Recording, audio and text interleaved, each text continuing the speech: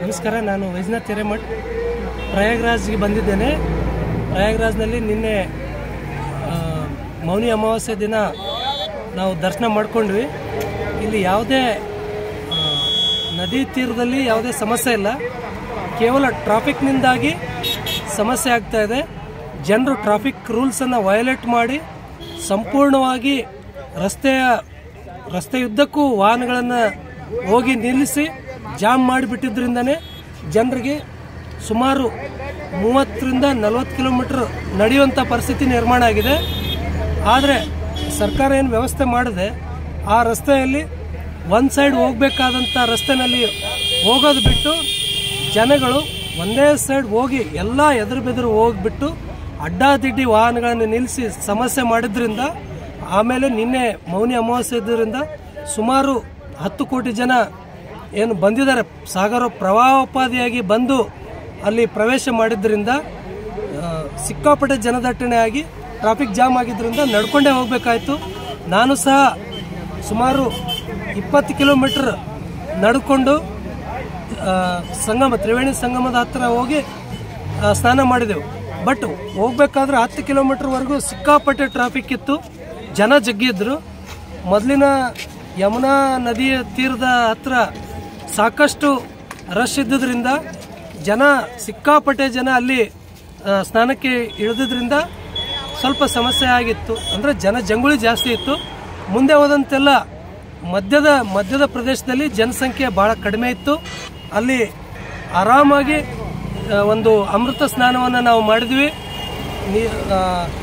ಪೂಜೆ ಎಲ್ಲ ಮಾಡಿ ವಿಧಿವತ್ತಾಗಿ ಸ್ನಾನ ಮಾಡಿ ದೇವರ ಒಂದು ಗಂಗಾ ಮಾತೆಯ ಆ ಒಂದು ತ್ರಿವೇಣಿ ಸಂಗಮದಲ್ಲಿ ಸ್ನಾನ ಮಾಡಿ ನಾವು ಪುನೀತರಾದೆವು.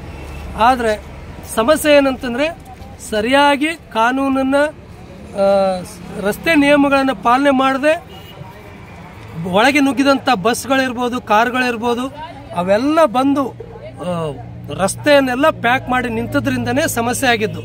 ಅದನ್ನು ಬಿಟ್ಟರೆ ನಿನ್ನೆ ಮೌನಿ ಅಮಾವಾಸ್ಯೆ ದಿನ ಎಲ್ಲ ಏನು ಹಿಮಾಲಯದಿಂದ ಬಂದಂಥ ಸಾಧು ಸತ್ಪುರುಷರು, ಋಷಿ ಮುನಿಗಳು, ಜಂಗಮರು ಎಲ್ಲರೂ ಅವರ ಒಂದು ಅಮೃತ ಸ್ನಾನ ಆಗೋವರೆಗೂ ಇಲ್ಲಿನ ಉತ್ತರ ಪ್ರದೇಶ ಸರ್ಕಾರ ಸಾರ್ವಜನಿಕ ಪ್ರವೇಶವನ್ನು ನಿಷೇಧ ಮಾಡಿತ್ತು.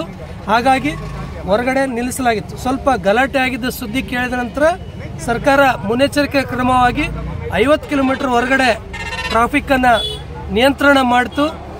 ಆ ಕಾರಣದಿಂದ ಇನ್ನೂ ಹೆಚ್ಚಿನ ಅನಾಹುತ ಆಗುವುದು ತಡೆದಂತಾಯಿತು.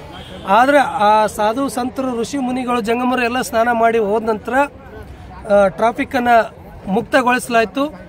ಎಲ್ಲ ಕಡೆ ತಡೆ ಒಡ್ಡಲಾಗಿದ್ದಂಥ ಟ್ರಾಫಿಕ್ಕು ಎಲ್ಲ 8 ದಿಕ್ಕುಗಳಿಂದ ಜನ ಪ್ರಯಾಗ್ರಾಜ್ಗೆ ಪ್ರವೇಶ ಮಾಡಿದ್ರಿಂದ ಅಲ್ಲಿ ಒಂದು ಸ್ವಲ್ಪ ಬಹಳಷ್ಟು ರಶ್ ಆಗಿಬಿಡ್ತು. ನಾವು ಸುಮಾರು 20 ಕಿಲೋಮೀಟ್ರು ಎಲ್ಲಿವರೆಗೂ ನಾವು ನಡ್ಕೊಂಡು ಹೋಗಿದ್ದೆವು. ಅಲ್ಲಿವರೆಗೂ ಸಾಗರೋಪಾದಿಯಲ್ಲಿ ಜನ ತುಂಬಿದ ನದಿಯ ರೀತಿಯಲ್ಲಿ ಜನ ಪ್ರಯಾಗ್ರಾಜ್ ಸಂಗಮ ಕ್ಷೇತ್ರದ ಕಡೆ ಹೋಗ್ತಾ ಇದ್ದುದು ಕಂಡು ಬಂತು. ಎಲ್ಲಿ ನೋಡಿದಲ್ಲಿ